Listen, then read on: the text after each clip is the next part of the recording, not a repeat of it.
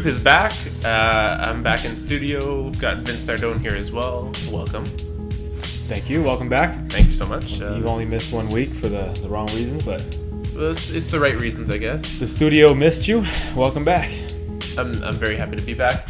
Google has been pinged for anyone who's still actually up listening to us and not doing it on your drive into work on Friday morning. If you're even going to be listening to that, since most people won't be working tomorrow. You working tomorrow? Nope. Well, I should be working tomorrow, but I'm going to take off tomorrow. I will not. Ooh.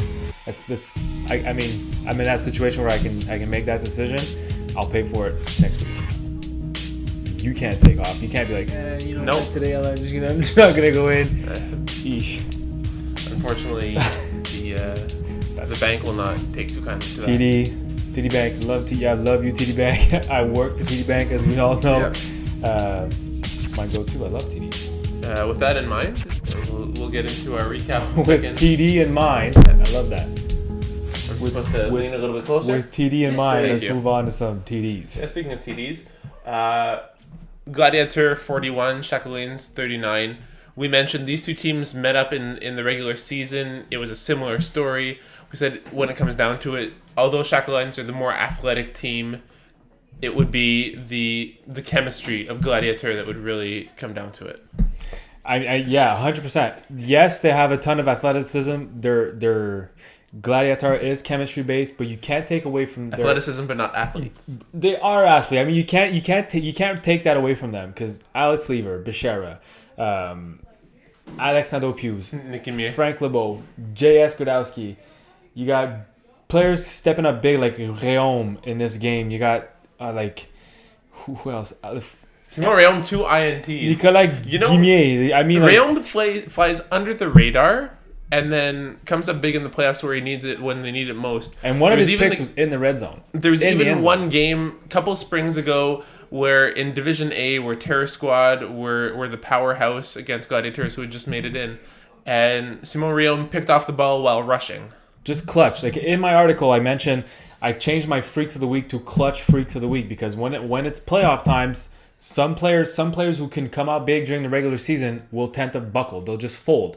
The pressure's on. You need to win to move on. And these guys just get these jitters inside and they buckle. They fold. They want nothing to do with these games. They will not raise you. They will not call you raised. They're just going to fold.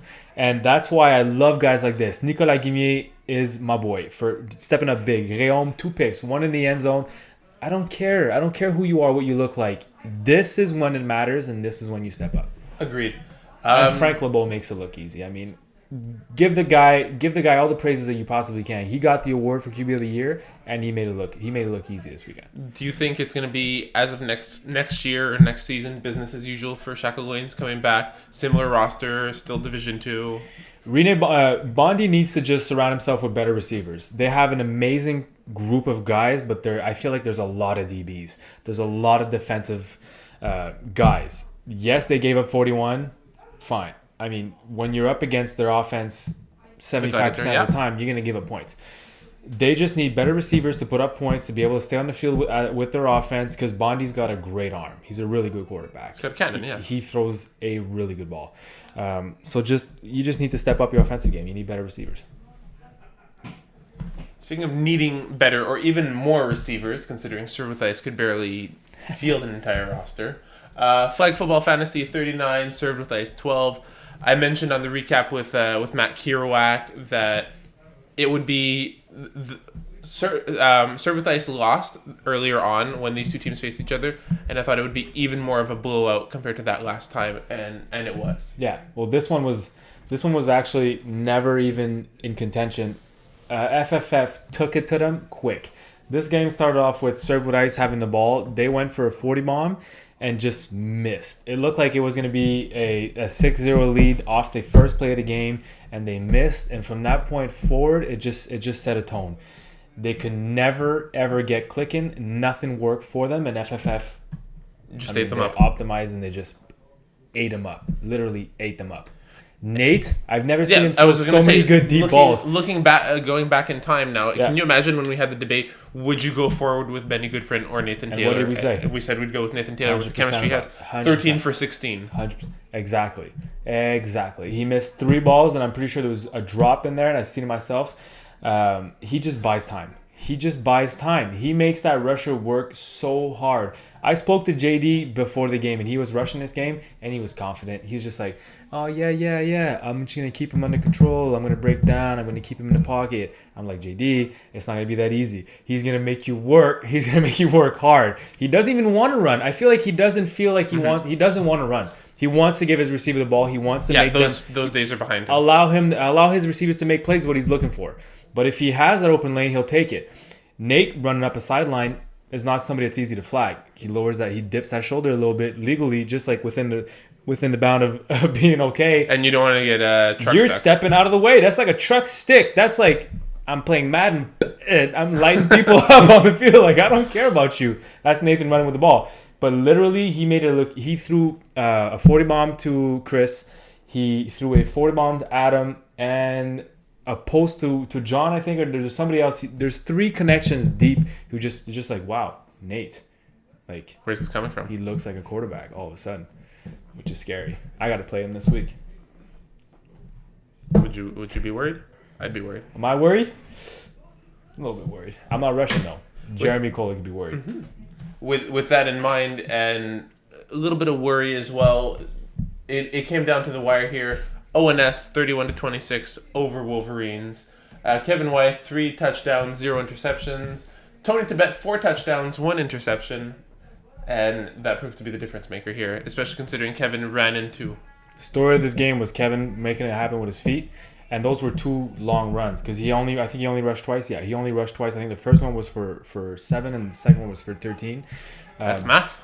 Both because I was doing the stats for touchdowns, and on one of those runs, just hip work, a la Paul Lapierre, a la Rajdi, hip work, just meh, making people miss, getting in the end zone, and that kills you. That kills your defense. Just when you think you got him, when you think you got to beat on. Rajdi uses his hips more. Paul does that thing where he backs up and he's got his arms out like that, and you don't want to get an elbow to the face. That's true. It's a dangerous elbow, but. Yeah, and the best thing about this is Jeff Miller. Jeff Miller being all over Tony Tibet in this game. 3 sacks, but 3 important sacks. They all came in the red zone when Tony was at the door, knocking at the door. Like they were trying to get in, and Jeff Miller said, "No, not today. We're going forward here." Tanner Burrell also back from injury, playing in this game. Tanner, that's correct. Not that. I mean. That coverage, I'm not blaming it all on Tanner, but that coverage is awful. It's interesting, though, because you see that Kevin still makes do, though, however. Chris Paisano, Scott Payne, the touchdowns, but not the most targeted receivers that you would expect. Where you see Brian coming out of this game with 6 receptions for 62 yards. Yeah, but he has that connection through finesse. Yeah. He's comfortable with Brian. He knows where to put it. Brian's going to catch it. Chris and Scott are his main receivers from ONS. And then you add Brian. And Tony. There you go. No stress. Not too worried. I'm still a little bit disappointed. The only one that we were wrong on this, just because I'm looking up at the screen, Clockwork 39, Le Monsieur Chat 40, Seb Deschamps coming in with a huge interception at the end of the game to seal the deal and punch their ticket into the next round. Do you remember last year when we watched their playoff game against Legends with oh my God, what's his name? Who did you do the podcast with last year? Daniele. It was me, you, and Daniele watching the game, and we all thought Clockwork had this. Yep. Like they got this. For some reason, and we can. I mean, I don't want to talk about him, and I don't want to mention him, but we can talk about Theo, and we can talk about how he affected the outcome of this team, and how it legitimizes the suspension to make him understand that you just can't do these things, and it costed your team. It would have been a totally different game. Maybe not, because you still got a lot of talent on that team. And we mentioned when these two teams met week 1, Samuel Bibo did a great job locking down on Theo. Bibo almost had a pick at the end of that game, just before Deschamps made his pick.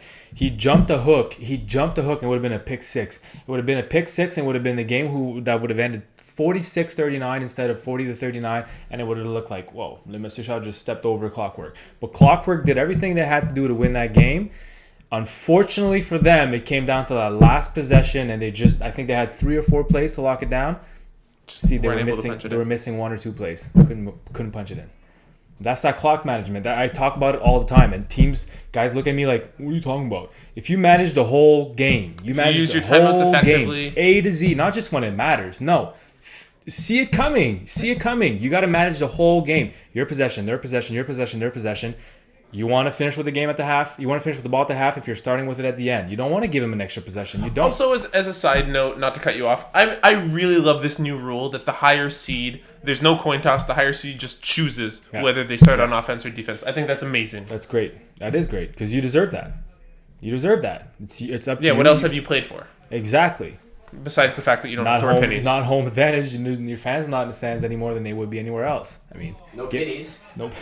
But, okay, fine. Pennies. See, my team, the Legends, we finished first, and we wear pennies. We use the pennies as our jerseys. So, like, Mo mentioned something on Facebook, like, guys who's got to wear pennies. Mo, Mr. Grumpy today, Facebook, misspelled this, misspelled that. Calm down, big boy.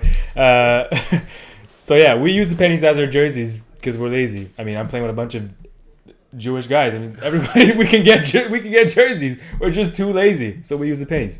So FFF, don't worry about the pennies. We're going to wear them. Trying to figure out why Mocon is all salty today. You can tweet him at #salty at Mocon44. No, 19. I'm 44. You're 44. Sorry. #salty. He's working right now, Team 690. So I know we're running a little bit late and we're going to cut corners for time where need be, but I know I don't want to take GM Under Fire away from you. Let's do it. Let's get it right into that. I need to work on my stories. So we're going into GM Under Fire? Yep. For all the listeners who are paying attention to this. Hopefully at the end of the year this is going to make sense. But first one, starting off. Again, yeah, no prep. Taking swings, okay? So if Nate is your canoe partner, if you're canoeing, then who is on your beach volleyball team? Oh, wow. No Eagle. No Eagle. I think we both know the. I think we both know the. Just one player. Give me 5 guys who are on your beach volleyball team. Alexandre Gauthier. Yep. Gauthier. I want Div 1, Div 2, okay? Let's go. David Polignice. Yeah. Has anyone seen the video of his box jump, by the way? Yes. I have. 5 foot. He 5 foot 3 inches. Ridiculous. So Gauthier and Polignice. Stop. He jumped eagle.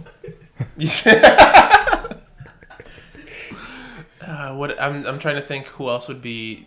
Do you know guys who play volleyball? No, I do not. Does it matter? Yeah, it doesn't matter. I play volleyball for a long time. Pat Jerome? Pat Jerome, can you play volleyball? Who cares? I mean, you're gonna be in the summer. You're gonna be on the beach. He might get pulled towards some other things. He might not be such a good volleyball player. I don't know. I don't know about going with Pat Jerome. I'm just trying to think of who else would be great on those. Just go. Balls. Just 4 more names. Knock them off. I'm gonna go with Max Giroux as well. I know he is Max Giroux, great done. vertical. Moving on. Anyone? Kevin Wyeth. Boom. Another one. One more. You need a full team here. Let's go. Just take tall people. Pardon? Just take tall people. And Felix Prévost. Felix Prévost? Yeah. Done. It's off the charts. It's all right. In a one-on-one battle, who would win? Antonio Lani or Vinny Galano? Doing what? Antonio being the DB, Vinny being the wide receiver. I would say Antonio would win that one. So he would win, let's say if we're going for 75%, like 7 out of 10 or 7.5 out of 10. Out of 10 reps. It has. So if Vinny wins 4 times, Vinny wins that matchup? Exactly. I said 4 out of 5. I'm still going to go with Antonio on this Perfect. One. Done. It just rained.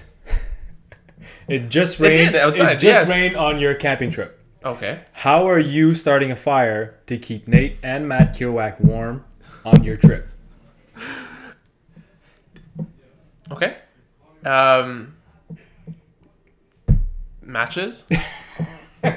I'm talking wood here. The wood is wet. Everything's wet. Your fire pit is wet. What are you doing to start this fire? Nothing. Nate and Kirouac are going to sleep really cold. Yeah, I guess so. Kirouac's got beers because he packed beers. You got a sleeping bag. I would just give Nate the sleeping bag. Give Nate the sleeping bag. You're gonna need to find something from the car that's flammable. You're gonna tear up some magazines or something. Use it as kindling. Nate's coaching board with Kirouac's lighter. Why would you burn Nate? Nate would not give you his coaching board. That is insane. Okay, moving on. So they would both freeze to death. Do you think Division One? Okay. Do you think the Division One QB of the Year award should be named Kevin Wyeth Award? The Kevin Wyeth Award. I think only when Kevin stops playing. Why? He's won 10 now. He's at 10. Okay. The closest one to him is 5, and it's Carmen Puliche. Carmen Puliche isn't winning an award as long as he's in the same division as Kevin Wyeth. Exactly. So from here on out, so long as Kevin still plays, it'll still be just the quarterback of the Basically, year. nobody's winning an as award. as a way when Kevin is done, when everything is said and done, it should be a way to honor Kevin. He's not dead. He's not injured. Well, aside from his thumb, like he's not crippled. So at this point in time, I think. But here's how I look at it. If you That's name saying him, that his best years are behind him. He's won and 10. Kevin's best years are not they're behind not him. behind him. He's won 10. You take him out of the equation and you make it an evener keel, I guess. You got Rajdi, you got Patrick Chenard, you got Carmen, you got Paul, you got all these other receivers or DBs. Sorry, these quarterbacks. We'll get there. In Division One. Well, eventually, there's only 3 positions or 4 in Division One who can possibly win this award. You remove Kevin, you name the award after him because he merits it. But they're still Kevin's peers at the end of the day. He's still playing in this league, and at the same time, I don't know if they'd want to be. If you're Kevin, Yes. would you rather win the award or have the award named after you? win the award. I think he feels the same way. I don't want the Mokan award. I don't think wouldn't want Kevin them either. wants the vanity. I think he's just in it. I spoke to him for quite a while about this, and he's a competitor like all of us, and he'll take the award before having the award named after him. He's my man. What else? It didn't just rain. We had that conversation. So you're on your camping trip again. Sunflower seeds or chips? Chips. I do like sunflower seeds. They're great for the baseball field, but at the end of the day, Okay, so if we're going for chips, Miss Vicky's or Doritos? Doritos sweet chili heat. Oh. And I could use the heat from that to start the fire. Not. Nate and Kirak are dead. They're freezing. They're done. So, okay, your favorite division to cover and why? Division 4. It's where you see the talent first start to emerge before they start making their way up. There's also 50 teams. It never gets tiring. All right. So here was another random one. Stargazing with your girlfriend, the wife, or playing a game of beer pong with Nate and Kirak. And a fourth being me. Let's say me, you, Nate, and Kirak playing a game of beer pong. I'm going to pick stargazing every time. My story. She's listening. She is listening. If she wasn't listening. I'd still pick it. Yeah, right. If she wasn't really listening. I'd still pick it. If you knew she wasn't listening. Hold on. You said Nate, Kirak, and then a fourth. That's me. I was going to say, can You, Kate be the Nate- fourth for beer pong? Okay, if she's there, fine. But my girlfriend's there too. If I'm there, she's there. Okay. But they could watch. They could be next. They could be next up. Like they got winner kind of thing. Like they're there. Kate's there. I'm They totally could be fine looking with at the it. stars. I'm not giving up her company for you or anyone else, but if she's there, that's totally fine. I'm okay with that. You know what? That's you. You do you. I do me. No Or her. stress. 1-on-1 again. Kevin Wyeth versus Rajdi. But Kevin, listen to this. Okay, Rajdi is a receiver and Kevin Wyeth is a DB. Okay. 1-on-1. Who wins? 4 out of 9 or 4 out of 5. Rushdie. As a receiver, Yes. that's fair. James Crow versus Jonathan Grizzly. Doing what? Demons. Rushing? No, James Crow's catching, so James Crow's a receiver and Jonathan is a DB. Crow. 4 out of 5? 5 out of 5. 5 out of 5. John. Sorry. Bobby Mickelberg Yep. versus Felix Prévost. So Bobby's a DB, Felix is the wide receiver. Felix. Okay, let's say Felix is a DB and Bobby is a wide receiver. Bobby. Really? Yep. Have you seen Felix play I've DB? seen He him play rushes a lot. And, I spent a lot of time on the sidelines watching these games. Okay. I've seen him play. Do you agree or disagree? I do agree. I agree. Eagle at DB and you at receiver.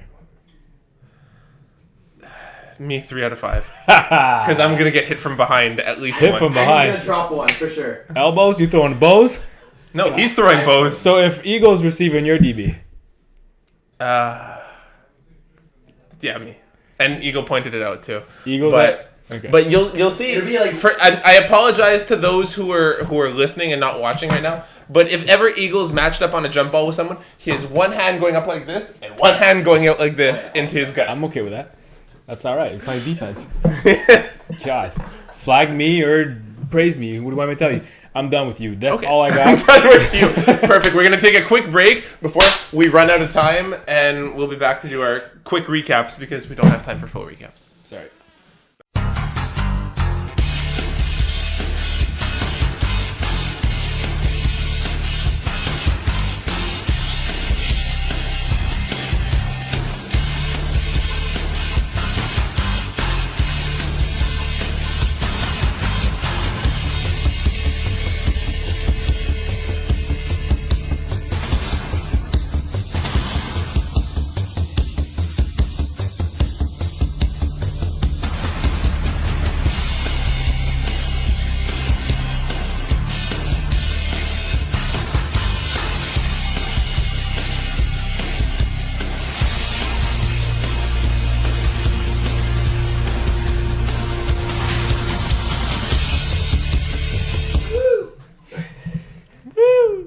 We're back.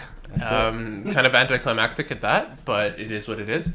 We're going to do our recaps of Division 2 first, and then Division 1, we haven't forgotten about you. We're going to get right into it, and you're going to talk about your own team a little bit.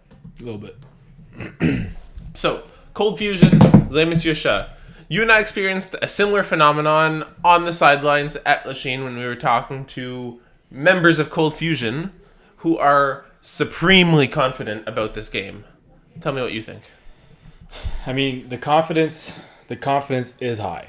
As it should be. They have no reason not to be confident. They come out of they finished the regular season on a high, with the team not showing up. So they won without TMT at the time to not show up. Mm-hmm. Justin Lavallee was there. We had McLaren there. Jason Prince. Surprisingly, McLaren showed up. Not even To his a own game game. he wasn't even... And before the game started. Before he was there on time to a game he's not even partaking in. I was surprised. That's why in my article I wrote set an alarm under their picture, like set an alarm, make sure you guys show up on time. Jordan, show up on time. They're gonna need you. But Les Messieurs Chat coming in at the 6th seed, and we said this last time. I said it last time with Matt. This is the worst. This is the worst matchup for everybody. This is a headache and a half. They are what should be 2nd seed, 3rd seed, anything above. You don't want to have to face them early on. You want to play them in the semis or in the finals. Nowhere other than that. This is a really, really, really, really good team. So, with that in mind, who's your pick? With that in mind, in my article, I wrote that Les Messieurs Chat would win 34-33. And I'm going to stick to that. Over Cold Fusion.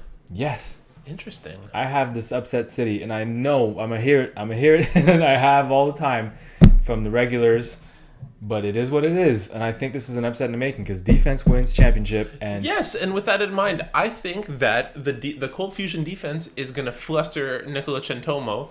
You see, when those passes are just over their head on the deep outs, he's going to get flustered. He's going to start chucking it deep, and that's when the mistakes are going to happen. And for that reason, I think Cold Fusion are going to win on the turnover battle because the Cold Fusion defense is better than the Les Messieurs Chat offense.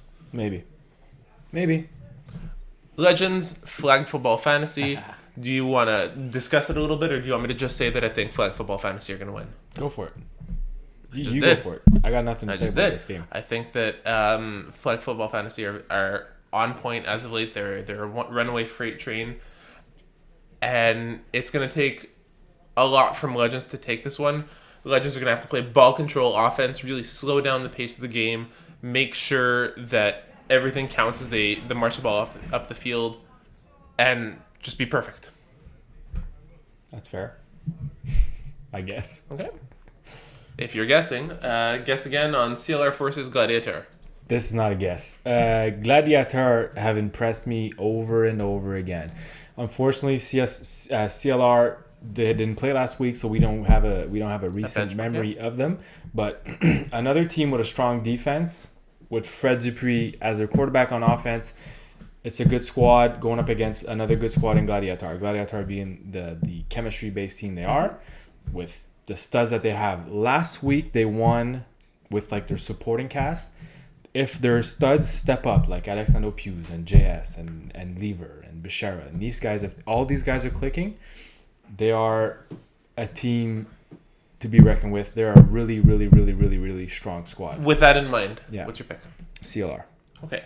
I think that Gladiator are in for another surprise for us, so I'm going to side with them here. All right, that's fine. Chernobyl Circus, ONS. Chernobyl! ONS. With a ton of chirp on that was the most entertaining back and forth I had seen in a while. Yeah, that was when, nice. When Patrick Chenard Well, it asked wasn't Kevin that- it White wasn't if he had that won good. in Div 2. It wasn't like it didn't get out of hand. No, was- no, it didn't. No. And then Maxim just, I mean, it's Chernobyl Circus and it's ONS. ONS, horrendous on defense. Jeff Miller, yeah, fine, you got in Tony Tibet's kitchens last week, but you're not going to get in Pat Chenard's kitchen this week. I doubt it. And if you do, good. If you do, then you give your team a chance. Any team who's got Kevin White thrown for them, your favorite, right? Automatically, you're going to be a favorite. No matter how bad your defense is, you're going to put up so many points that your defense is it's the shadow of the team. It doesn't matter what you do; it's going to follow your offense. But with that in mind, with Nicolas Arsenault, with David Polynice, with Pat Chenard, with Maxime Giroux, and we've been hiding him all year. He's an offensive and a defensive threat. He's a really good player. Yep. If he gets unleashed, offensively, if you use him as if you mirror David Polynice with Max Giroux, and you Running have the same routes. whatever you had Polynice doing with his under, because a lot of drags, a lot of underneath, you give Max the same thing from the backside. If they start keying in on, if they start coming down on that David Polynice drag, if you have Max doing the opposite, I mean, you're unlocking a whole different beast there. With that in mind, Chernobyl Circus. yeah, I think I'm going to side with them in this game as well. Div 1, where the fun happens, Rainmakers, Demons. Tell us about this matchup. It's interesting because for the most part, the Demons tend to struggle against the Rainmakers. Paul Pierre, I think, is 1-6, having faced the Rainmakers in the last little while. That core. As a quarterback? Because most of the time he was a quarterback. Now he's not. So you got Carmen Police throwing the ball. Is it better? Is it? We talked about possession game. This will be one of them. Carmen's accurate. He's a lot more accurate than Paul is. Paul's going to turn the ball over a lot more than Carmen will. I'm not trying to take shots at Paul, but Carmen will keep the ball. He'll keep the ball. He'll throw those slants. He'll throw those slants until he scores. That being said, I mean, Rainmakers are my guys. They're my guys. Worst against Mr. Shot. No, Flagmosac. Against Flamoisac? Yeah. Demons, you mean? No, it didn't. Just kidding. It did not work against Monsieur Flagmoisac. 6-on-5. You want to talk about it? I don't. I think we've just been burnt by the Demons too many times, like expecting big been things. burnt? We all have. Oh, yeah. No, I mean, we were expecting big things before the season started, and then week 1 came, then week 2 came, then week 3 came, and I gave up. When you jump ship, I jump ship quick, and I released all the boats, and my ship just kept sailing, and I did not drown. And I'm not about to get back onto their bandwagon or their ship or any of that, so I got Rainmakers on this one. I agree. You inclined to discuss a little bit about the DK D-Boys game and what DK have in mind? I could talk about this all day because it doesn't matter. We played twice this year. They played. I wasn't on the team when they played back then. DK took D-Boys out of the playoffs numerous times. Yeah, fine. D-Boys beat DK in the regular season. They never beat them when it mattered. I don't know. Does Marco Macioccia have a championship as a quarterback? Yes. He has one. Division C. Okay, so it's as a quarterback. Okay. Theo and Marco playing Division C with Brocasian. Okay, I know he has a championship. I don't know if he was as a quarterback or as a receiver. Okay, so I was gonna say he might be one of these guys who's just jinxed. He's not gonna win a championship, but he might. I mean, this one's the game. You got to get through DK to get to Finest, and the ultimate goal is to get to Finest, right? I'm not gonna go against my team. We're 1-1 in regular season. It's a very even, fair matchup. I think once again there's going to be a surprise in store for us.